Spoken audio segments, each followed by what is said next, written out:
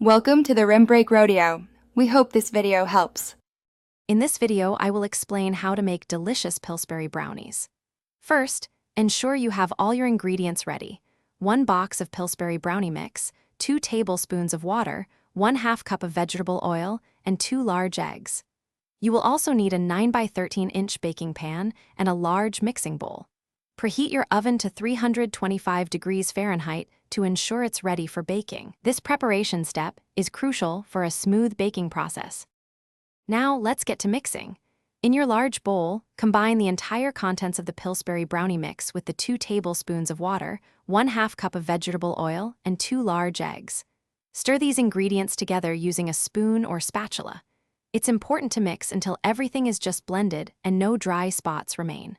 Avoid overmixing, as this can develop the gluten too much, resulting in a tougher brownie texture.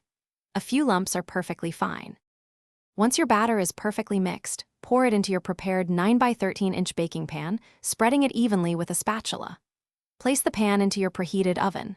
For fudgier brownies, bake for approximately 28 to 31 minutes. If you prefer a more cake-like texture, extend the baking time to 32 to 35 minutes. To check for doneness, insert a toothpick into the center. It should come out with moist crumbs, not wet batter.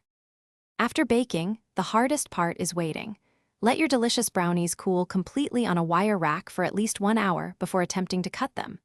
This cooling period is essential to allow them to set properly, preventing them from crumbling when sliced.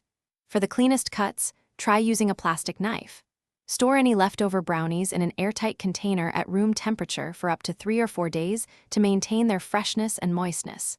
Enjoy your homemade treat. Thanks for watching. Consider subscribing if we helped you.